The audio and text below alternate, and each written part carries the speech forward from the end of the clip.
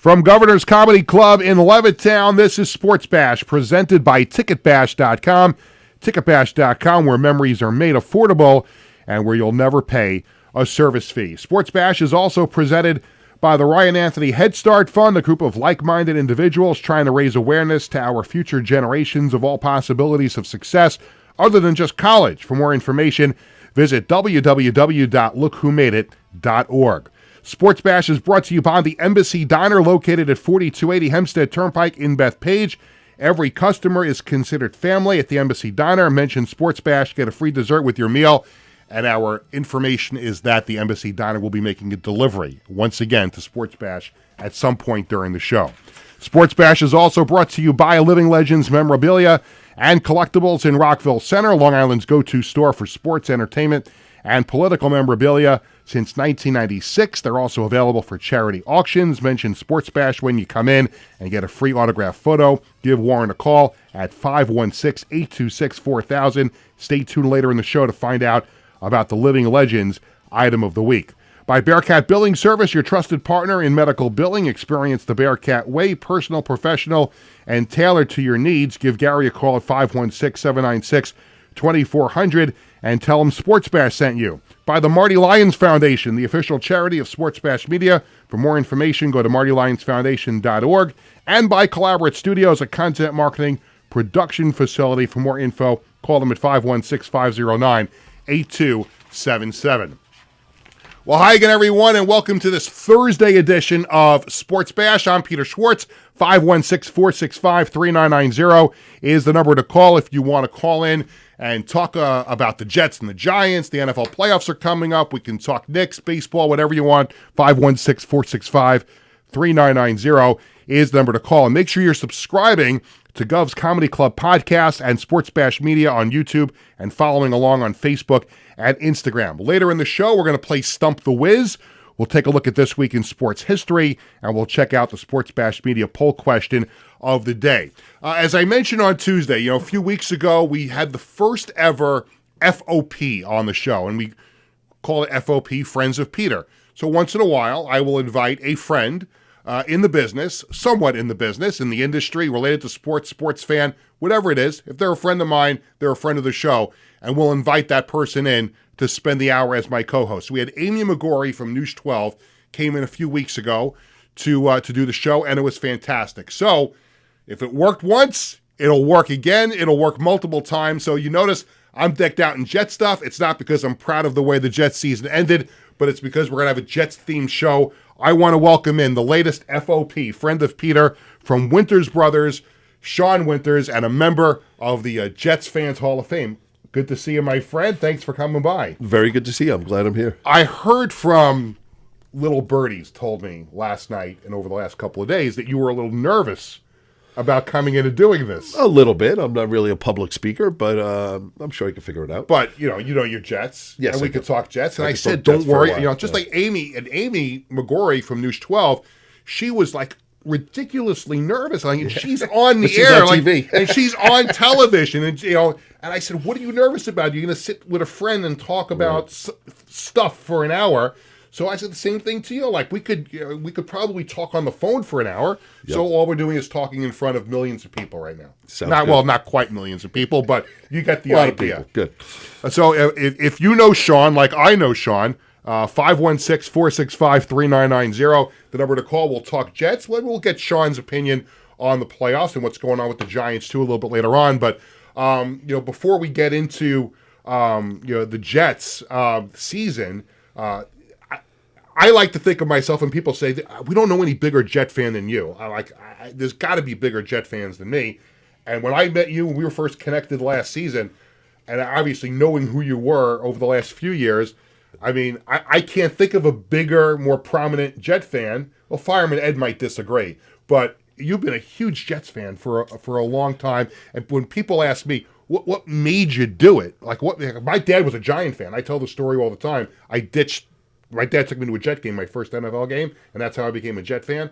So how did you become part of the somewhat miserable group that we are, known as Jet fans? I started watching the Jets in 1980. I took a train from St. James to Shea Stadium. And the reason I liked the Jets was my mom liked Joe Namath. When I was younger, when I was 10 years old, she used to watch Joe Namath, and that's how I became a Jet fan. So that's an easy way to... All the girls liked Joe Namath back then, you know? So I started going in 1980. We used to go on the train there a couple times, been there a few times. I didn't become a season ticket holder until 91.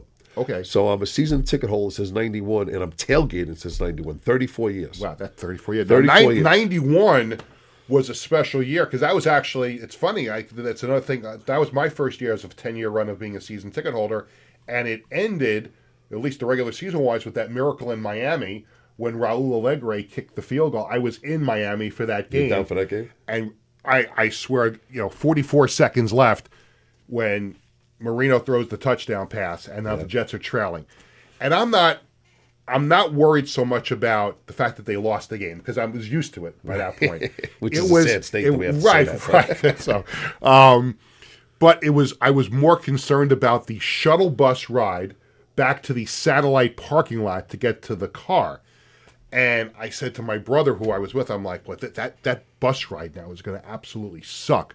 Sitting on that bus with all those Dolphins fans. Brutal. And then they come back, and Allegre, who's filling in for Pat Leahy that day, Yes. kicks the game-tying field goal, and then wins it in overtime, and the Jets wind up going to the playoffs. But yeah, those were special times. I got my first game was 77, Jets and Bills at Shea, and my dad was a Giants fan, but he took me to a Jet game, and I just, for whatever reason, whether it was the cold, ugly conditions at Shea, something resonated with me that day. Then I said, I'm going to be a Jets fan. Yeah. And to me, late 70s, early 80s, when that team was starting to ramp it up and get together, and the 81 season, when they make the playoffs, the last game of the year to beat the Packers, I mean, I fell in love with that team at that point. Yeah, that was the Sack Exchange time. And Sack Exchange, yeah. I graduated Smithtown East in 1983, so I used to try to play like Joe Klecko. I had the cocks. I was when I played nose guard. I was one hand sideways, same way he did it. It's funny because older Yankee fans will say they grew up playing Little League trying to mimic Mickey Mantle. Yeah, and you're saying that you tried to mimic Joe Klecko. That's what I tried to play like Joe Klecko. That's a good guy. We had Bobby Jackson on the show a few weeks ago, former Jets cornerback who still lives here on Long Island, is a good friend of the show, and we were talking a lot about. We had him on the week that the Sack Exchange 30 for 30. Yes. Came on ESPN. Yes. And did you see it? I saw it. You saw it. I don't think they should put Mark out there in that way. I mean, he doesn't. It was a little uncomfortable. He comes by the tailgate often. He's a family friend. Yes. And we're trying to get him on the show. I'm in touch with his sister. And we're trying to get him on the show. He's not all there, 100%, because the position he played and the way he played and everything, So I didn't like the way that they played. That they set him up for that. Yeah, with Brett right there. Yeah, well, he wasn't ready for it. It was awkward, I thought. Yeah, I don't know what the whole story was about the whole meeting with Brett. I don't know if it was an accident, was it intended? Right. Did they know that Mark was going to say that to him? Yeah. That was uncomfortable. But I look back and look, Mark was a great football player. It was unbelievable. Did he have his issues? Yeah, sure. Of course he had his issues. Like everybody else. I didn't like it when he walked away. No. I felt, as a Jet fan back then, I felt kind of betrayed that he walked away for whatever reason, whether it was for Brigitte or for whatever. But to me, he's one of the all-time greats. Yep. And when you look at the top of MetLife Stadium and you see him up there. you see him in the Ring of Honor, which he deserves. Yep. I would agree. I think maybe you retire 99, and I certainly think he is a candidate for the Pro Football Hall of Fame. And if Joe Klecko took all that time to do it, I think Mark belongs there, right? I just don't. I don't know if he has enough friends to get it done. Which nobody could tell me why it took such a long time for Klecko because that was ridiculous. He was ridiculously long. He was the only guy that went to the Pro Bowl at 3 different positions. The only guy in the whole league. It was in all the years. A number of years ago. Now, I'm very good friends with David Baker, who was the president of the Pro Football Hall of Fame, but I became friends with him when he was the commissioner of the Arena Football League, and I worked for the Dragons. And my family and another family, we were on vacation in Ohio a number of years ago. Billy Joel was in Cleveland. We were going to the Pro Football Hall of Fame. Cool. And we went to his office, and he rolled out the red carpet for our families. It was unbelievable. And so while we were in his office, I couldn't help myself. I had to say, hey, look, we're friends here. Why? What is it going to take for Joe Klecko to get into the Pro Football Hall of Fame? And he said, funny that you asked me that. He brings up an email that he got from a Jets executive saying, we really need to push the envelope here and get him in. And it took a few more years, but luckily it happened. And I'll tell you, one of the biggest proponents for him to get in was Gary Myers from formerly of the New York Daily News. He brought it up all the time, wrote he full kept articles bringing and it up everything. all the time, and Gary's been on the show, and he's a friend as well. But Gary Myers was the one that kept the fire burning all those years, and then finally he gets in. Yeah. Joe comes to our tailgate once or twice a year. If he's you in go the to stadium, Canton he comes by. I didn't go to Canton. We were there. You were we were there. We went. Oh, it was a You blast. had a great time, yeah? Benigno was there, right? We were hanging out with Benigno a little bit, obviously, and then we went. We were there. We went to. So the game was Thursday night. That was the tough ticket. It was easy to get the ticket for the induction ceremony. The game itself was hard to get. The game, and remember, that stadium only seats 25, 30,000 people. Yeah. And what was the problem? The Browns were in the game too. So they're right down the road. Locals. It was impossible to get tickets. And I was in one morning filling in for Jerry on Boomer and Geo one morning. And Geo said to me, hey, are you going to Canton with your family? I said, yeah, we're all set. We're going. We got the tickets for the induction, and we're going to an Indians game. Now Guardians, but we were going to an Indians game. I said, the only thing we can't get are the tickets to the game.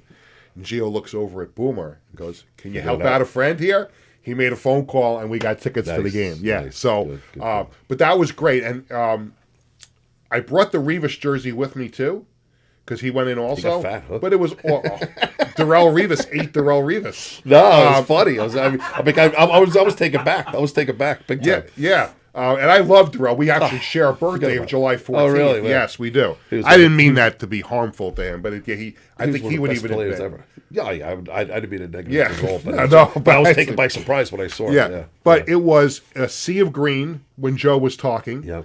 And I had a Klecko jersey on the whole time, except for when Darrell spoke, and then I put the Rivas jersey on. Good. What else was it about that Jet team that intrigued you back in the day that made you get hooked on it so much? Well, it was the sacks. I mean, the league was driven by sacks at the time. It's never happened again since, really. I'm like, right. What do they have, 22? Right? It was 22. 22 sacks. Is that what Mark had? That's what Mark had, 22 and a half. That's what. And Joe. But had I don't 20, think he had. Joe had 22 that year also. Joe had over 20. I think he had 20. Right. And then, but then you had Marty chipped in a little bit, and Abdul Salam, who passed away right after they filmed the special. Oh, is that what and not long ago? Just this year, I know. It was they filmed the special. He was in it, as you saw. Yeah. And then he passed away, and we had Marty on the show right after Abdul passed away to talk about it, and he was the glue that held everything together. Yeah, definitely with the sack exchange, it was just they were all fighting with each other, and he was the one that was trying to keep peace. Yeah, and definitely so. But I just love to watch a play back then. That's what it was, Let's we talked about good times. We have to talk about not so good times, and we're coming off of a season now that just tough year, boy. I'll tell you, Sean, and I'm sure you. By the way, Sean Winters from Winter Brothers is the latest FOP friend of Peter, co-hosting Sports Bash with me today. 516-465-3990 is the number to call. It's one thing when you accept losing, and I've accepted a lot of losing with this team. Yeah. But when you have that tease and that carrot that it's going to be different, and when they get Aaron a couple of years ago, and then he gets hurt. The first game this year, that Thursday night that we saw when he played New England, the maestro at work. I mean, when I called everybody after that game, it was only New England, but still, we never beat New England before that. But the way that game went, and he just picked them apart, I thought we were going to have a whole year of it. I thought it was going to be a whole year of it. I thought so too, but last year, of course, he gets hurt 4 plays into the season, and then they can never recover. And then he comes back this year, and to me, when I look at his play this year, the only game that stands out to me where he really put forth a stinker was the Bronco game. He did not play well. He was overthrowing and underthrowing. But they could have won the game. He still could have won the game if we had a kicker. One kick. Could you imagine, Sean, if we had a kicker and we had a legitimate coaching staff, that wasn't inept, you'd have 10 wins this year. they'd be in the playoff. No question. Easy 10 wins. We're not crying about not making the playoffs again. We're talking about who they're playing this weekend in the wild card round. Right. But that's it. Every year, as a Jet fan, I say the same thing every year. I don't know if you're the same way, and your wife is here, so maybe she can attest to that. Your wife Eileen. Every year I say I'm not going to get sucked in. I'm not going to get sucked in. I'm not going to get my hopes up. I'm not going to do this. And then what did they do 2 years ago? They get Aaron Rodgers. I'm like, oh, here we go. I'm sucked right back in. We go to training camp. One of the best quarterbacks ever in the league coming to us. We're pumped up. My family and I, we make one little pilgrimage to New Jersey every summer to go to training camp and watch him throw the ball around to Garrett Wilson. Then he gets hurt, and I'm like, oh, it's same old Jets. And then he's on the road to recovery. He comes back. We go out to training camp again. This is it. And then they win the 2 games at the beginning of the year after losing to San Francisco. Right. And all hell breaks loose again. I would say this. Tell me if you agree. The Jets have had worse records in their history: 1-15, 3-13. To me, this was the worst season of Jets football. Most disappointing. When you factor everything in, to me, this was the worst season. Most disappointing it was. Most disappointing. Right. We expected so much more. No doubt about it. Because if you look at the talent on the team, I mean, if you didn't know the Jets' history, and you looked at the talent on the team before the season started, even with questionable coaching, you'd say, you have a playoff team. That's a playoff team. Right? No doubt about it. And that's what makes it all the more difficult. It hurt that much. How tough was it to make the journeys out there every week? I don't mind getting home at 2:30 in the morning from a night game when we have a win. Yeah. But when I get home at 2:30 in the morning and we have a loss, that's a shitty night. That's and don't worry about it. You could say that word on the air. No, it's okay. No, it's okay. I only use that word on the show. You're allowed to because it's YouTube. Okay. But I don't make a. It's okay. It's fine. It's actually fun. That's a tough night. Mike Del Judas, I think, used the F word when he did he right? So it's okay. It's all right. It's just it's just us. It was just again, if I knew before the season that they were going to stink, I'd have no problem. Right. Not that I'm not going to watch the games. I still watch the games. But this year was just so draining emotionally when you think about everything. Brutal. It was brutal. I mean, the ride home after those tough losses, it's just, it's difficult. I can say I'm used to it, but it's still difficult. Well, it's one thing to be used to losing. Yeah. It's another thing to when you are expecting to win and it doesn't happen. Yeah. You're wearing an Aaron Rodgers jersey. I am. I support him. Are you in the camp with me that he should be back next year? I definitely want him back. Yes. I don't think you can get anybody better than him for next year. Who can you get better? Well, that's my opinion. People look at me like I have 10 heads when Fields I say this. And all these other guys, they're not what he is. I mean, we haven't had a guy that could read defenses since Fitzpatrick. Right. That was the last guy that could read a defense. And I am tired of the narrative that he's not a good guy. Now, I don't know what he does in his spare time, what he does with ayahuasca and all that stuff. That's his business, what he does with that. But when I see, Jermaine Johnson on the Jets website the other day come out and tell the story about how when he ruptured his Achilles, Aaron went to him to give him, tidbits of what to do and supporting him. And when I've heard that Aaron bought all the offensive linemen, like these magnificent gifts and everything like that, and you see the way he's played all year, and I'm a member of the media, and I covered the Jets for a long time, but I know a lot of those people that are in that room, and if there's a chance to knock the Jets down, they always do it. Yep. And I just don't understand this venom towards a guy that just had, and again, the bar is not raised that high when it comes to quarterback play in Jet history, except for Joe Willie and Ken O'Brien a few times and whatever, and Richard Todd. But when you look at the history of the quarterback position with the New York Jets, he had one of the great seasons ever. Second best one, right? It was the second best one. Davis was only better. Second best the Jet ever had, So he said everything right from the beginning. When he came into camp, he said, you got to support the team. He always said, he's about team, And right. I would hope that he's not beat down. That he wouldn't have that same attitude going forward. Yeah, I would just hope that that's how we go forward. And I agree. He says he's going to take some time away, and well, that's normal for him. Well, you have to also wait and find out who the general manager and the coach is going to be, which we'll get into in the next segment. But just overall, I mean, I think it's a no-brainer that I think that Aaron comes back, and this idea that maybe Garrett Wilson doesn't want him to come back. Well, you know what? He's under contract, so like, first of all, I don't believe it 100%. No. You want him throwing you the ball. I mean, Garrett knows our best way to win is with Aaron. Is with Aaron, and also you can't just have one wide receiver on a team. And Devontae Adams, listen, very quietly had a great second half of the year after he came. You know, so why can't you have 2 star wide receivers? That's what you need. That's what you have to have. You have to have both guys. You have to have Batman and Robin. Yes, you do. You have to have Batman and Robin. Yep. So to me, like, I don't get that because the other young players that they've drafted, well, this guy, is going to be like, what's his name that got traded to the Browns that wore number 8, Elijah Moore. Yes. Right? We all thought he was going to be the next great young wide receiver. It didn't work out. Yep. So now you got fortunate with Garrett Wilson. Yeah. You bring in Devontae. Why not run it back next year? I don't get the whole idea of not running it back. I really hope it's so that's what happens, because more continuity, more playing together. I mean, they can only get better. Absolutely, can't be too much worse. We're going to step aside for a few minutes. We'll take a little towel off, breather, right. Take a little breather. You can relax a little bit, and then good. We'll pay some bills here during the break. Sounds good. And when we come back, we'll talk about the Jets' search for a new head coach, the Jets' search for a new general manager, and we'll talk about what is a very interesting time in the history of Winter Brothers. We'll talk about that with Sean when we come back right after this here on Sports Bash.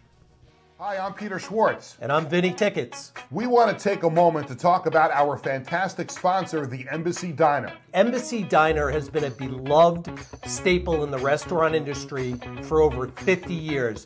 And the great thing about it is when you walk through the door, you're not a customer, you are family. Every visit promises to be filled with warmth, love, and respect. And here's an extra treat. If you mention Sports Bash during your visit, you enjoy a free dessert on the Embassy Diner. Come on down to the Embassy Diner, where great food and great company are always on the menu. Visit the Embassy Diner, located at 4280 Hempstead Turnpike in Bethpage. Hi, I'm Peter Schwartz. And I'm Vinny Tickets. We want to take a moment to talk about our fantastic sponsor, the Embassy Diner. Embassy Diner. Living Legends Memorabilia and Collectibles is the best place to find autographed entertainment and sports memorabilia. We guarantee the authenticity of each and every item in our shop to provide you with quality collectibles anytime you browse our inventory. Our memorabilia includes autographed photos, sports equipment, jerseys, hats, and other paraphernalia from current athletes and legendary sports stars. If you prefer the entertainment industry, we have signed posters, albums, and photographs from classic movie stars and today's celebrities. To give back to our community, we participate in fundraising auctions for local charities. Call us today to request a specific autograph, find a special gift for someone else, or schedule an event. Living Legends Memorabilia and Collectibles. Living Legends Memorabilia and Collectibles. Welcome back to Sports Bash, presented by TicketBash.com. I'm Peter Schwartz. This segment of Sports Bash is presented by the Ryan Anthony Head Start Fund, a group of like-minded individuals trying to raise awareness to our future generations of all possibilities of success other than just college. For more information, visit www.lookwhomadeit.org. Welcome back to the show. Peter Schwartz with you. Sean Winters from Winters Brothers, the latest FOP friend of Peter, is here. We're sitting here kvetching and bitching and moaning about the Jets for an hour because that's what we like to do as Jets fans, is just constantly bitch and moan and complain about our favorite team, Gang Green. We talked a little bit about the season that just was, and now the Jets are in this it seems like an never-ending cycle of, we're going to have a new general manager, we're going to have a new head coach, and it's frustrating, Sean, because you look at some of the other franchises around the NFL and even other sports where there is so much continuity. Yes. And not that they win championships every year, but like I'm a huge Yankees fan. Are you a Yankee fan or a Met fan? Mets fan. Okay, that's fine. My wife and kids are Met fans. It's okay. It's acceptable. And if you were a Red Sox fan, I'd throw you out the door. I would sit next to you. If I was a Red Sox fan. But the Yankees, although they've had 27 championships, and they haven't won one since 2009, but at least they're in the playoffs every year. Yes. They win divisions. They got to the World Series this year. So Brian Cashman has been that model of consistency. Yeah. The Jets have never been able to have that, and now we're in the situation again where, and for the first time ever, Woody fired guys during the season, which was very, very strange. You weren't a better team when you got rid of Salah. You really weren't. Right. I didn't care for Salah that much as a coach, but I don't know if it was the right spot. 5 games in, you're not a better team. Yeah, I don't think it. Obviously, it didn't work out the way he planned. No, and Ulbrich, I think when people say that the likes of Rich Kotite and Adam Gase were the worst coaches in Jets history. Those two guys were. Jeff Ulbrich was terrible. And this guy, I mean, he didn't have a clue. He's defensive coordinator. That's why. Right, I get it, but it didn't exude any. He was alive to get a job before this happened, though. He I know, but you think he is now? He's not going to be in this cycle. He's going to have to go back to being a coordinator somewhere. Coordinator again, yes. So I've been on this thing, and I don't know how you feel about it because we've seen Woody do this. He never hires the GM first and then the coach. Never happens. Yeah. And then sometimes he's even hired both at the same time. Right. I've always felt that the owner should hire the GM and get the hell out of the way, and then let the GM hire the coach. And even with Mike Tannenbaum's group helping them out, it doesn't appear that that's going to be the case again. No, it doesn't. Our last good team was Mike T and Rex. Oh yeah, that was our last Batman and Robin that ran the team. So let's address the elephant in the room. Yep. I think Joe Benigno was the first person that brought this up, or maybe Rex did on ESPN, but I don't know. Yeah. But Joe Benigno, my compadre at WFAN, is on this major kick that if they weren't going to get Mike Vrabel, who now it's definitely going to New England, he's definitely going to New England. Yeah. Bring Rex back. Yeah. Now, Rex has been out of coaching for a long time. Now, that doesn't necessarily mean he couldn't do it because remember, Dick Vermeil was out for a long time and came back out. Yep. And then Gruden was out for a long time and came back to the Raiders. So it's possible. What's your thoughts on Rex? I like Rex, and he was my favorite coach ever. I mean, went to 2 AFC Championship games. I went to both of those games. You froze at the Pittsburgh game. I did. Coldest game I was in the press box. Coldest game I was ever at. I knew we were in trouble when Rocky Blyer and Franco Harris came on the field in the beginning. I'll tell you when I knew we were in trouble. Earlier that day, now my good friend Larry, who was a longtime Jets season ticket holder, he came on the trip that weekend. We went out to lunch, late lunch, early breakfast that morning at a mall in Pittsburgh. Yeah. And he's like, "Boy, I really would like to go to the Super Bowl if we win." Yeah. And I said, "Well, there's do you know Sean from Jets Insider? Remember he used to run that Jets Insider? Well, anyway, so Jets Insider was like a Jet newsletter website type of thing. They were advertising packages for the Super Bowl, but you had to act right then and there before the AFC Championship game. And if they didn't win, they wouldn't run your card. Right. Or if they did win, they put the package right through. Yep. So I said, my buddies, with the Jet Insider, they're running a package to go to the Super Bowl. Now, I know I'm covering the Super Bowl for FAN because I'm covering the Jets. So because of that, I know I'm already going. Right. He says, call your friend. So I get my friend on the phone. He has the number. Larry gets on the phone with the travel guy, books the trip. As soon as he hangs up the phone and says, "I just booked it," I'm like, oh. "That's it." I'm going to use the word now, Tony. I said, "Oh shit, we are in trouble now." Yeah, that's. So and then they don't show up for the first half. You can't go to the Super Bowl if you have first and goal on 1 yard line, and they didn't get in. They didn't get in. They didn't get it. They had 4 tries and they didn't get in. And the thing can't go to Super Bowl. The thing that really bothered me about that game is that they come back. Yes. And you needed the defense. Defense. There's no question in my mind. Yeah. You were close if the defense stops them, we're winning the game. The last play when Ben ran instead of passing, right? Right. Somebody did. He ran, right. And Rex threw his stuff. They stop them. Yeah. The Jets are winning the game. Yes. They're going right down Sanchez the field. was hot at that point. He was going down at that point. You're right. I mean, 100%. That was just so close. I mean, back to back to that spot, and then 2 they years have in a not, row. and they have not been back there since. And Not a then the whiff. following year, Not a whiff. Victor Cruz ruined all the fun. The following year, right? Yep. The butt fumble. Was that No, was that third was year? Victor Cruz ran a 99-yard touchdown pass on Christmas Eve. Right. Right, but then we had the butt fumble on was the year Thanksgiving night. That was the year after, right? And Rex put Mark in that meaningless preseason Super game Bowl, against the Giants. that was horrible. That was crazy. That was horrible. But so I agree. I don't want Rex back. I think there's part of me that thinks that it's done already. That Woody's bringing him back. That Phil You get that Savage feeling. That Phil Savage will has be the been part of GM. it, which he's the the backup interim. guy right He's now. the interim Yeah. GM. Yep. I have a strange feeling that's where they're going to go. But in my heart of hearts, the guy who I want, I don't know much about these other GM candidates, aside from one, because he's got jet blood in him, is Brian Gaine, who is the assistant general manager of the Buffalo Bills. Yes. Brian Gaine was a Jet scout. Yes. He went on to... He was a long history. He was a long history.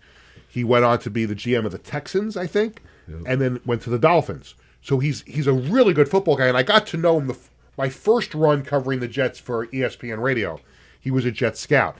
He was actually the scout who found Kevin Swain playing for the New York Dragons in the Arena League and signed him to the Jets. Really? And he wound up having 3 good seasons for the Jets. But Brian Gaine's name is, for me, like I don't know much about these assistant GMs around. You would have to trust people around the NFL as to who you're going to get. But I would be intrigued by him. He knows the Jet franchise. I think he worked for Woody in the past. So that would be you'd be cool with that. I'd be happy with him. Definitely so. Yeah. And he's a good guy, a good football guy. He's been in the business a long time. But I think the bigger besides the general manager, because it sounds like they want to try and hire the head coach first. There's a lot of candidates that they're talking to. The guy I would want is Matt Nagy. You think so? Because He was good. He was good. He was one kick away from. It was a going double to the NFC doink Championship from the game, NFC. right? Yes, absolutely. One kick away. I was trying to talk Joe Beningo into this the last couple of weeks, and he's like, "Oh, he was a disaster in Chicago." No, he wasn't. He was the coach of the year. Yeah. They were a double doink away from going to the NFC Championship game, so he gets run out of Chicago. He goes back to the Chiefs. He got back to back 2 Super Bowls. Right. He was not there for the first one. He was still in Chicago. Right. But sometimes that second opportunity to be a head coach works out. Belichick. Exactly. That's the example I use. Belichick, man. It's the exact because he had the one playoff year in Cleveland and then it fell apart. Down there. They moved the whole team because of him. Right. Absolutely. So I think the time is right for Nagy to get another shot. Now, again, I'll be transparent. He's a friend of mine because of the Dragons days. He was a Dragons quarterback. Yeah. But I think when you look at some of these other candidates and coordinators and stuff like that, I think Matt Nagy fits the bill because he's got head coaching experience. He had success. He's got rings. He's got rings. He's been there. And he has learned under Andy Reid for years, going back to their days in Philadelphia. Yes, he was a coaching intern with Yep. Philadelphia. Yep. Who else intrigues you besides him? Gruden. I think Gio brought that name up. I think that I think you got a raw deal there, even though he didn't do what he wanted to do at the end with Vegas. Right. He didn't have the success he planned on having. But those emails, though, that was the thing. That was the whole thing that took. And him I down, wonder, and you'd be a good person to ask this as a business owner. How long does an employee have to pay for a mistake? Yep. And I don't remember every word in those emails that was reported, and they were really, really bad. Yep. But at some point, maybe somebody is resurrected, and can be taught not to do that. He's a good football coach. He's got a ring. He's a coach. He knows how to win. Right. He knows how to win, and I just like the way he goes about everything. Yeah. So I wouldn't be like totally against it. Yeah. But Nagy is my guy. I would like to see Nagy get that he's job. the guy. If you want the offense to go, he's the guy you want. Now they've also for the GM job. I'm just looking at the Jets tracker here. So Louis Riddick from ESPN, who was a former executive, he'd be an intriguing choice also. Yep. Now the guy from the assistant GM with the Chiefs, Mike Borgonzi, who probably, I would think if he hired him first, then Nagy would come right. too. Be But that's not the order that they're going in. Yeah. And then There is in Jacksonville, and this is interesting. Mike Greenberg. No, not the Mike Greenberg I know, from that's ESPN. funny. I heard him say that. But yeah, I thought there was like, well, why Did you is think it Mike was? You thought Greenberg it, a right? candidate for the GM? I should be a candidate for the GM. I'm was just taken as much back. of a That's Jet when I fan. saw a picture of him. I was like, oh, Right. that's not the Mike Greenberg I But know. here's the intriguing thing about the Jacksonville Mike Greenberg. Grew up on Long Island, a Jet fan. Yes. He's a huge Jets fan. Yeah. So that would be intriguing too. I mean, anybody Now, that that's a guy has that wants to suffered, come back, and come back, and he's if something you've to been prove. through the agita, that is being a Jets fan. So much.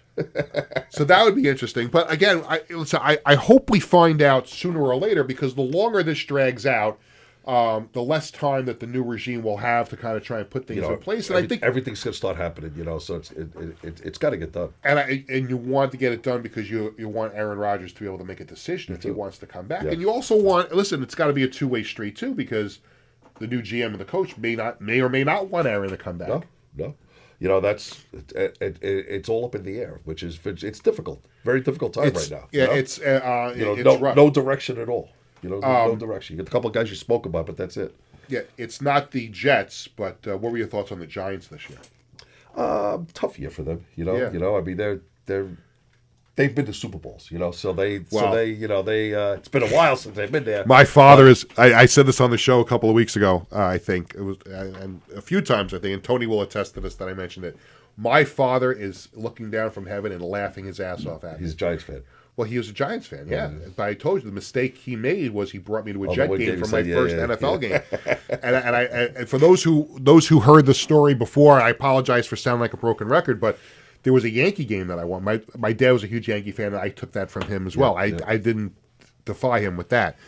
Yeah. There was a Jet game, a Yankee game that I wanted to go to. This is, I don't know, I guess late 70s or something like that, early, and it was on a Sunday in September. I said, Dad, can we go to this Yankee game? I think it was a promotion. I think the Yankees were giving out like helmets Something, or hats bats or something. whatever it was. Yeah. He said, sure, I had no problem. At that time, we're living in Forest Hills in Queens. And we're leaving the house, and we had back then, now you can watch a game on your phone. Yeah. My dad had this portable television set. It was about like this big, maybe like the size of the instant replay machine over there, but like this big.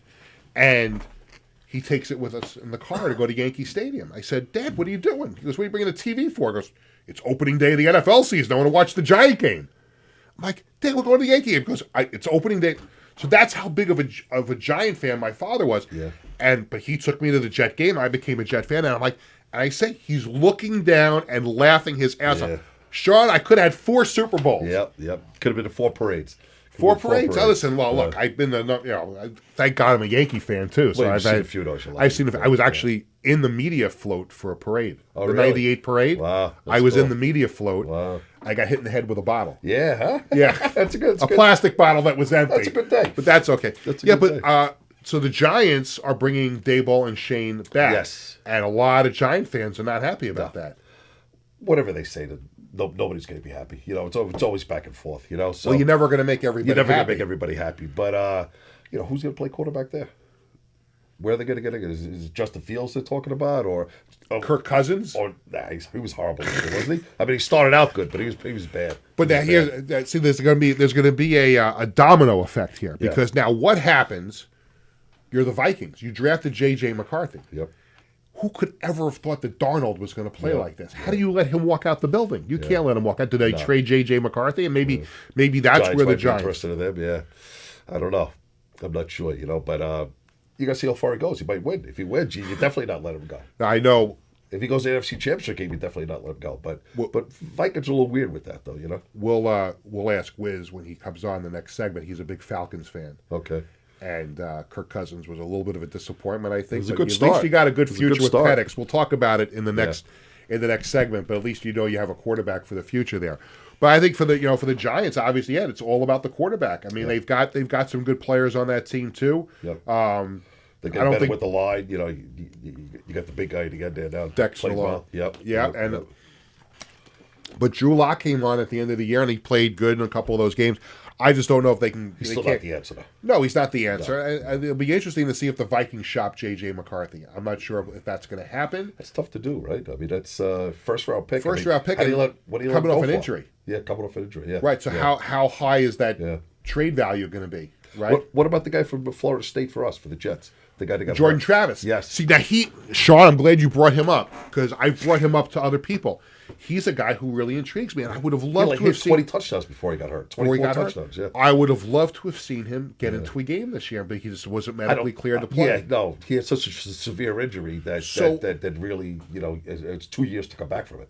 I think you bring Aaron back, and then you do draft.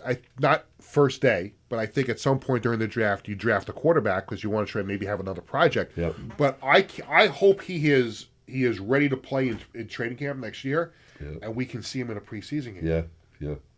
He's still Because they might have had a if Aaron's there, he's still not going to beat him out though. He couldn't beat him out. No, I know, I agree with that, but I'm saying is that ultimately down the road, Aaron's 41, 42 years old. He's not the quarterback. Even if he comes back, Even if he comes back, you have to have somebody. And to me, 2.5 years from now, if they got lucky with him, yeah, Joe Douglas struck gold, even though he's not the GM anymore. yeah. He got a raw deal, Joe Douglas. You think he did too? I think he did. Well, So he came in. He was before. They hired him before they hired the coach, though, right? they did. Yeah, he was first. So I think he had a Saleh. say. I think he had a say in hiring Sal. There's mixed stories going back and forth if Woody hired him or if Joe Douglas recommended him. But you have to remember he's got number 2 on his resume of drafting second overall. Yeah. Yes. So that's what probably cost him his job, probably, right? I mean, well, you can't. I mean, if you have the second pick in the draft you missed. and you miss on the second pick, it's one thing to miss with the 15th pick in the draft or the 20th pick in the draft. Right. You miss number 2. But how many guys make it out of the first 10, though? It's 2 out of 10. Is that the numbers? Yeah, but that it's become still stars? right? 2 out of 10. But it's on your resume. Yeah. But it's so hard. I mean, it's it's like it's near impossible. It's like great. to Like know. if I'm hosting a show, if I don't get all the commercials in, even though I had a great segment, I'm out of luck. You didn't do it. Right. So Yeah. there you go. Yep. Before we go to the break, and I want to make sure I brought this up because obviously with Sean Winters from Winters Brothers and a member of the Jets Fans Hall of Fame is my FOP friend of Peter co-host for today. Your company was in the news recently, obviously, and it seems like you're getting out of the garbage business. At some point. I still work there with my family members. Okay. Both my kids work there. My brother works there. My nephews work there. But Waste Management purchased our company in July, and it's they still call it Winters Brothers because it's a very good name. It's and it's catchy. It's a I great like it. company. Yeah. It's a great company. Yeah. You see our trucks all over the place, and we're proud of them. Well, speaking of trucks, when you tailgate, you don't just tailgate. You tailgate. You'll see in 34 years to get to the point that we're at now. And my family and I were very honored and privileged to be at one of your tailgate parties and be your guests at a game last season. So we're showing some pictures of the bus that you take to the game and a little bit of the spread outside. You've got that little satellite truck the barbecue that cooks up we the cooked stuff. 200 pieces of meat in 2 hours. 200 pieces of meat in 2 hours. That's what we cooked there. That's why we made that barbecue, so we could feed 70, 80 people. Yeah. Yep. And it's just and so many great people, and then and I know you're looking at that monitor a little bit on delay. There's the barbecue right outside of MetLife Stadium. Same spot every year. We've been at that spot since the stadium opened 2010. Now, do you have to reserve that spot? Like, Nah, or you just get there early? You just get there early enough. Security knows what comes. Security knows They you're put coming. codes up. They put codes up. So the fix is If we're late, I call them, let them know if we hit traffic or something. And, just put some pylons there in front of it. We feed them all, so they're all happy. And the coaches club seats are pretty good. That is little did I know that there would be coaches club seats so many years. When I started tailgating 34 years ago, we ate before we went in. Now we don't have to do the whole tailgate outside, right? But we do anyway. Because not everybody gets into the club. But the coaches club is it's a pretty cool seat. It's pretty good. Tony, did I send you the picture of me and Sean and the seats? You did. It was up there. It was up there. Yeah, I couldn't remember if I sent you that picture. But we took a picture at the end of the game there last year. I love my seats, and I love everybody comes down and experience them. They're not part of the transaction, though. You're keeping them. No, those are all personal. They're personal. Those are personal. Okay, good. All right. just want to make sure that was the case. I'm a fortunate guy. Those Okay, are personal. I just want to make sure. And the suite in UBS Arena. That's the company, but we still go there. You're still going to go. Yes. Okay, that's good. Yeah. That's good to know. Yep. At least you're keeping it in the family a little bit. Yes, very much. And again, thank you. My family and I were in your suite for Billy Joel New Year's Eve at UBS Arena. Had to be a good night. I got to say, I've been to 21 Billy Joel concerts now. That was my 21st. And I joke he just gets better. He gets better with age. I go a couple times a year. I went to the 100 show that he did in the Garden this year. Yeah. And myself and Eileen, we go to Manhattan for the night. I mean, we love it. Did you hear they announced a new concert today? No. Yankee Stadium with Rod Stewart. With Rod Stewart in July, huh? Now, so were you listening to Boomer and Gio a few weeks ago when I was filling in, and they had just announced the MetLife Stadium show with Stevie Nicks? Yes. And I was like, I don't like Stevie Nicks. I'm not going to that concert. And they were busting my chops the whole show that I didn't like Stevie Nicks. Well, now he's coming to Yankee Stadium with Rod Stewart, so now you're going to see that one. I'm going to try. We're going to try. That would be a nice way to get number 22, right? Yeah. There you go. That'd be cool. All right, so Sean Winters is with me as the FOP co-host this week. When we come back, we're going to bring in Wiz, our resident Atlanta Falcons fan, and we're going to have Stump the Wiz. You're going to enjoy this. We play Stump the Wiz when we come back. I'm ready. Somebody's going to have a chance to win some tickets, or he is going to prevent that from happening. We're also going to have the Sports Bash Media poll question of the day, and Wiz will also have This Week in Sports History. That's all coming back on Sports Bash right after this. In 1982, the Marty Lyons Foundation began with a single heartfelt mission: to bring moments of joy and hope to critically ill children by granting wishes that make their dreams come true. Since that day, we have touched the lives of over 8,500 families, raising over $43 million to grant wishes that offer a beacon of light in their darkest times. These precious wishes cost an average of $6,700 each, and your support is crucial to our mission. Every donation, big or small, makes a difference. And with 76 cents of every dollar going directly to supporting our families, you can rest assured your support truly changes lives. The Marty Lyons Foundation operates 11 chapters in 14 states now, working tirelessly to reach as many children as we can. This dedication goes hand in hand with our commitment to transparency and accountability, earning us top ratings on Charity Navigator, Great Nonprofits, and Candid, which underscores our dedication to those we serve. The Marty Lyons Foundation grants wishes to children ages 3 to 17. And what really makes this foundation so special is our willingness to grant not only a first wish, but also consider a second wish to a child who continues to battle a life-threatening illness. We stand by these children, offering them hope and strength through the power of dreams, giving our children the courage to wish for more. What's your purpose in life? Is your purpose in life to live in the big house and drive the nice car? No. Your purpose in this life is to make it a little bit better for those that follow and realize that we live for today to see a better tomorrow. Visit MartyLyonsFoundation.org to learn more and get involved.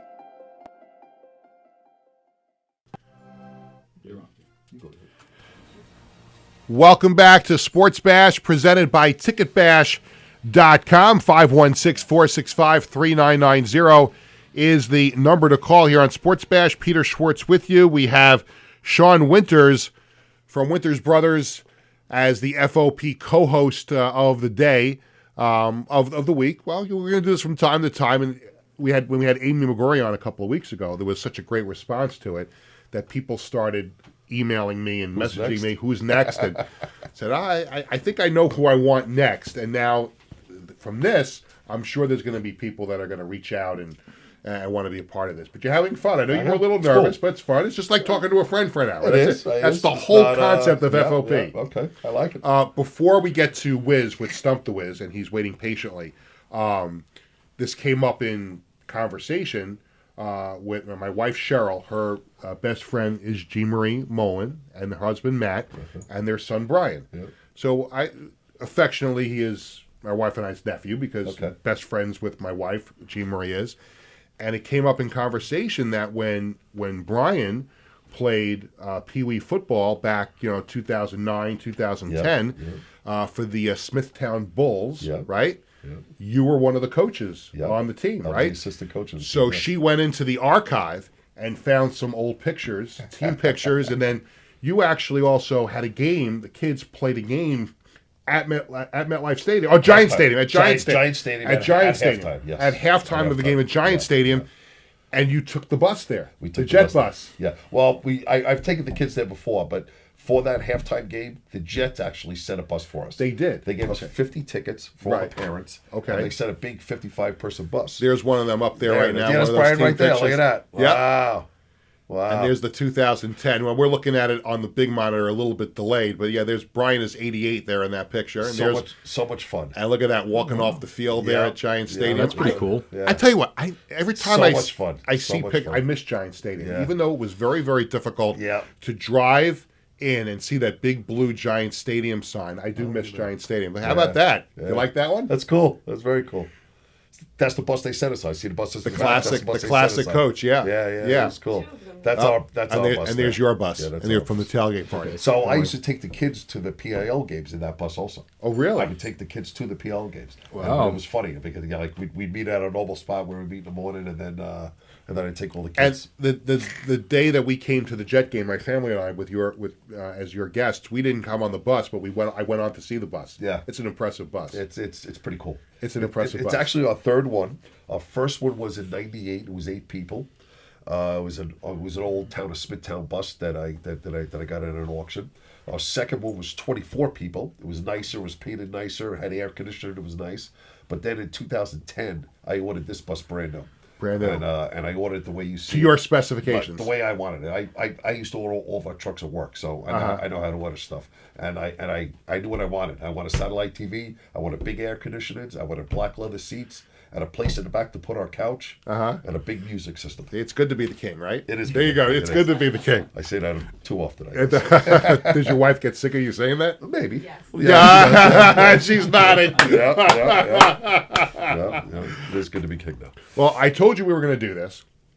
WizKid, Vinny Laspinuso. Hello. Happy New Year. Happy New Year, you too. Did I wish you Happy New Year last week? I did.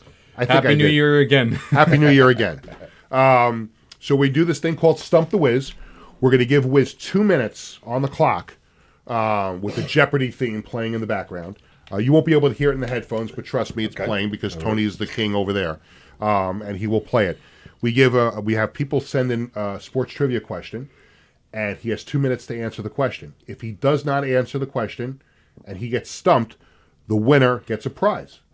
Pretty simple, right? Yep. Pretty straightforward. Here we go. So we're going to play Stump the Wiz.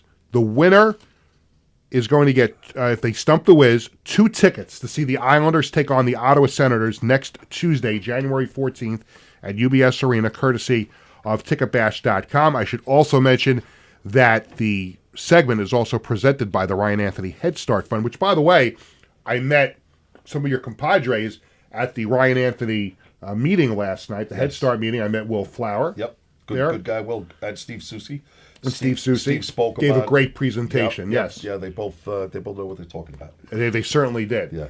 And before I let go, get on to Stump the Wiz, I think Will is going to come to my little event next week. And I hope you can come too. I'm going to try. I'm going to talk more about that right at the end. But for now, he's been waiting very patiently. Here we go. Today's contestant is Michael Thurman from East Rockaway. Michael Thurman, staying with the theme of the show today because of Jet fandom. Jets. Here we go. Don't shout out the question if you know it. You two over there, big guy. Jets have had 21 head coaches in their history, dating back to 1960. They will soon have number 22. Well, soon is a relative term, but we'll see how quickly it happens. Does this include interim coaches? 22 head coaches. Interim head coaches. Does that? Yeah, so 22 head coaches. I guess it includes interim. Why do you interrupt me every time? Every time I ask the question, you have to interrupt me. Because sometimes some people include them, sometimes people don't. Okay. I'm going to start over again. Jets have had 21 head coaches in their history dating back to 1960. They will soon have number 22. How many head coaches, and you have to name them, in Jets history, finished their reign as Jets head coach with a winning record? There's two of well, I just gave out the answer. There's two of them, but you still have to guess who they are because my head is not where it's supposed to be. There's two of them. How many? There's two. Name the two questions, the two coaches. 2 minutes are on the clock, and away we go. Okay, Weeb Eubank. That would be incorrect. Ooh. You never won a record. It was not Weeb Eubank. Huh. Was Mangini one of them? No, he was not. Wow. Not even Parcells? He had a good first year. Not even Parcells? Is that your guess? Yeah, that's the one. He's one. Okay, that's one. Surprisingly, it wasn't Eubank. I'm shocked. Yeah, I thought it would be Eubank too, but he did not have a winning record. Would you have thought Eubank too? I was going to say he would have been first. Yeah. Yeah, usually, besides that, he was also the Colts head coach. Didn't ask you anything about Colts head coaches. I asked you about the two winning coaches. This is how my mind thinks. Okay, so Parcells is one. I feel like their coach during like the 80s probably would have been one because I know it obviously wasn't Rex, unfortunately. It No. wasn't Bowles. Obviously No. it wasn't. Obviously it wasn't. Herb? Are you guessing for him? That's not part of the game. No, it wouldn't have It been was him not either. Herb. No, it No, wouldn't have been it was him. not Herb. I know it wasn't him. 1 minute. Because he 1 minute to go on the only clock. had 1 year where they won the division in 2002. 2002, yeah. I feel like But one he of had a the, winning record in 2001 also. So it was 01 and 02. yeah. I usually That's what he had. Yeah. but I usually associate that because they won the division that year. Yeah. The last time we won. Yeah, the last time they did win the division. Could be worse. Look at how long the Browns have waited. So you've got 35 seconds left. You've already gotten Bill Parcells. One more coach in Jet history had a winning record. I feel like it's someone from the 80s or the 70s. I feel like it's one of those two because Okay. it probably would not have been Rex. I know No. that. Well, Rex didn't coach in the 70s, but okay. Yeah, well, because I'm thinking of coaches that had a winning record. 20 seconds. 20 seconds. Name escapes me, but I feel like it was definitely a coach in the 80s. It was But I like- need a name. name escapes me. That's the issue. But that doesn't help your cause here. 10 seconds. Name escapes me, but I know it's a guy from the 80s. Just the names at the tip of my Two tongue. coaches in the 80s, right? There's only two. 3, Yeah. Michael Thurman is going. 1. Michael Thurman from East Rockaway is going to see the Islanders take on the Ottawa Senators on Tuesday, January 14th at UBS Arena, courtesy of Ticketbash.com. You got Bill Parcells. He was 29-19 from 1997 to 1999. Now, what happened after the 1999 season? Do you remember? Al Gore. Well, who was... Al Gore. It was supposed to be Bill Belichick. It was supposed to be Belichick. Well, But he Belichick but he wasn't. left on a crumpled piece of paper. And then who wound up being the head coach? Was it Al Gore? No. Al Groh. Al Gore. That's right. Yes, he went 9-7 in 2000. He was the other coach. He was the only Al other one. And then he left for the University of Virginia. Al He Groh. got a good team. I He usually got don't the think of him. team. I usually think of Herm Edwards He was immediately only afterwards. 1 year, though, right? 1 year, yeah. He left to And then go he went take University of West Virginia. Yeah. He was another coach, Was just he the like offensive guy the year before? he was a defensive. He was defensive. Defensive Okay, coach. okay. He was But defense. he quickly saw how bad Woody Johnson was as an owner and took a hike out of I town. usually don't think of him because he's sandwiched in between Edwards and Parcells, and not only that, Al Groh sounds a lot like Al Gore. So Yeah, get well, the that's names what I confused. Also, that happened in 2002. Well, we congratulate yeah. Michael Thurman from East Rockaway going to see the Islanders in Ottawa. I'll be there that night with my family going on Tuesday night. Hopefully the Islanders can get back on track. Although I feel like I'm saying the same thing every single week here on the show. Is that a phone caller calling the show? I hope Well, so. if you want, I don't know who that is. Who is it? Well, Let's see. It just says the city. There's no name. All right, well, click it. Take it? Okay. We have a phone call here on Sports Bash. Who is this? I don't know who that is. Maybe he's a Dolphins fan or something. I don't know. We'll see. You've got This Week in Sports History for us. Well, and this week in 2003, the city of Charlotte, North Carolina, was awarded a new NBA expansion team in the form of the Charlotte Bobcats. And they were not successful by any stretch of the imagination. They had no playoff series victories, and they're mostly well known for their 7-win season in 2012. And then in 2013, 2014, they made a deal with the other Hornets, the New Orleans Hornets, who were original Hornets that came in. They decided to take all their history, colors, and everything back to reclaim the Bobcats as the Hornets, and the New Orleans Hornets would have all the New Orleans history and be called the Pelicans. Well, there you go. And in case you're curious, LaMelo Ball, last time I checked, is actually leading the East in terms of guards for some reason instead of Jalen Brunson. I'm a little disappointed at the New Orleans Pelicans schedule because it's looking like Sports Bash is going to New Orleans for the Super Bowl. And we did last year, we did some shows from Radio Row in Las Vegas. Mm-hmm. We're hoping to go to New Orleans this year. Ooh. It looks like it's going to happen. However, the Pelicans are not home that week. They sent them out of town. So the hope is that we're going to go from Tuesday to Friday, not stay for the game like last year. Didn't stay for the game, but like what we're going to do Tuesday night. Last year on Tuesday in Las Vegas, I went to the Golden Knights game. Oh, that was cool. No Pelicans game to go to, so just might have to go, check out some other stuff. Bubble tea then.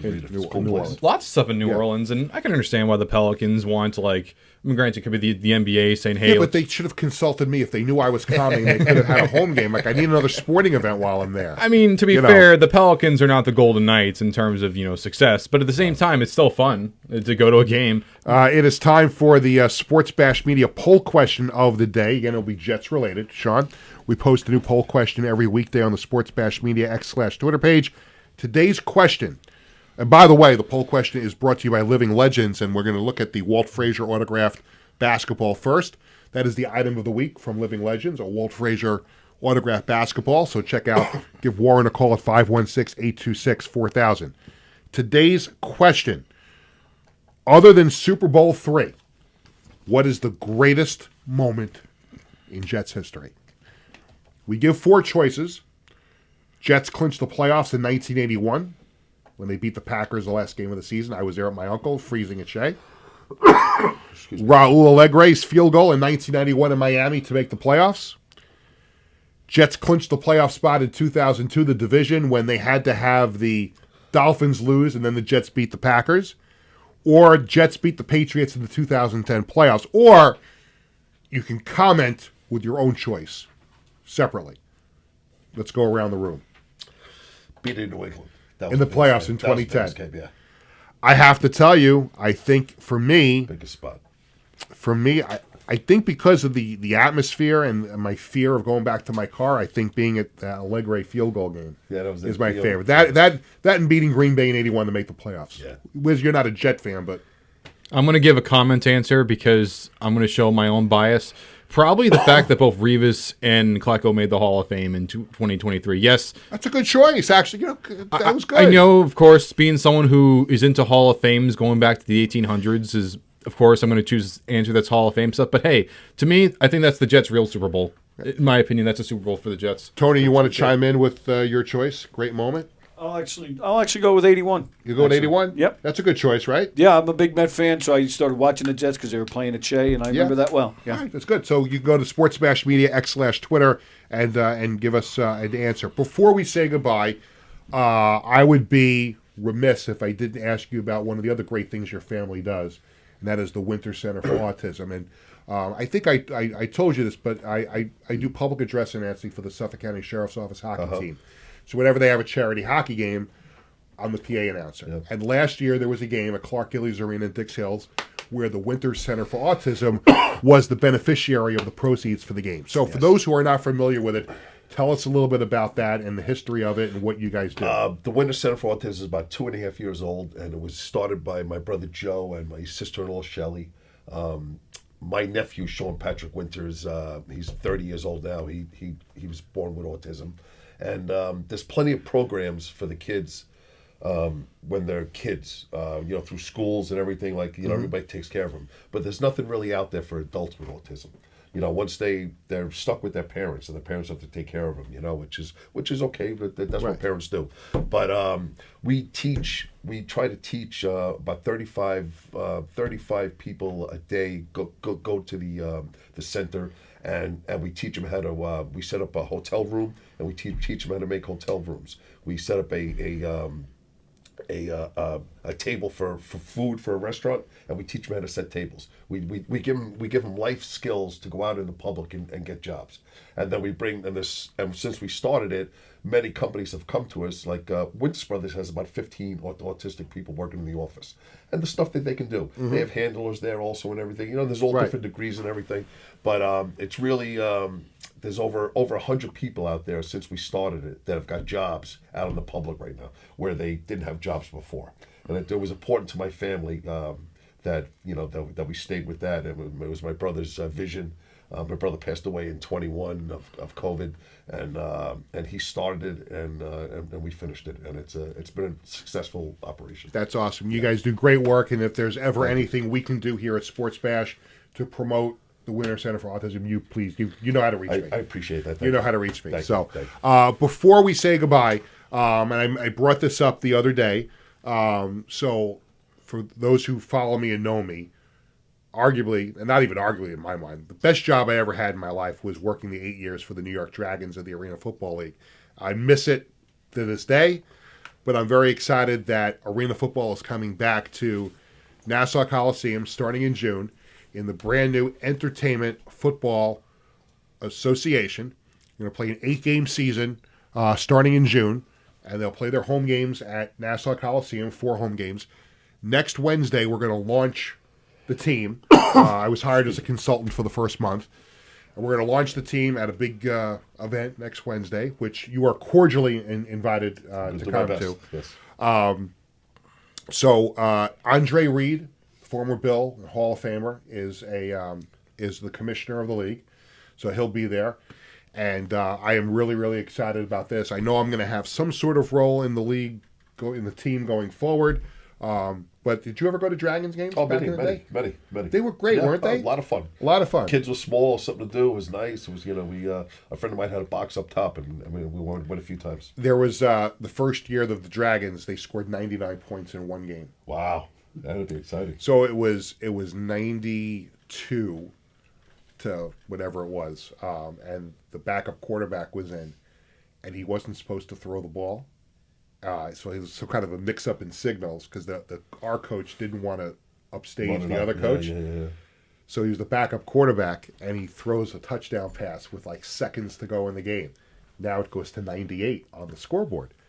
And you got like 10,000 people in the building yelling, two, go for 2. Yeah. And he didn't go for 2. Went for 1. He went for 1. Extra point, 99, and it's a league record for points. That's usually a victory kneel spot. That's supposed to be. You don't see too many of them in arena football. No, not arena, but everywhere else. Very, very, very excited to have arena football back at Nassau Coliseum this year. This was fun. You were all nervous and everything. It was great, right? I enjoyed it, yeah. Just like talking to me on the phone for an hour. There you go. Appreciate it. Sean Winters from Winters Brothers, my FOP, friend of Peter, co-host for this show. So we thank him. We thank Wiz for his contributions. We thank Tony here at Governor's Comedy Club, Tony Walker, and everybody here. Have a great weekend, everybody. Sports Bash presented by TicketBash.com and the Ryan Anthony Head Start Fund. Sports Bash is sponsored by the Embassy Diner. Where were they? Did they ever come? No. Where is Caesar? I was told he was coming with a whole bag full of food. We're going to have to go see. Maybe he left it outside. It'll be cold, but it'll still can warm it up.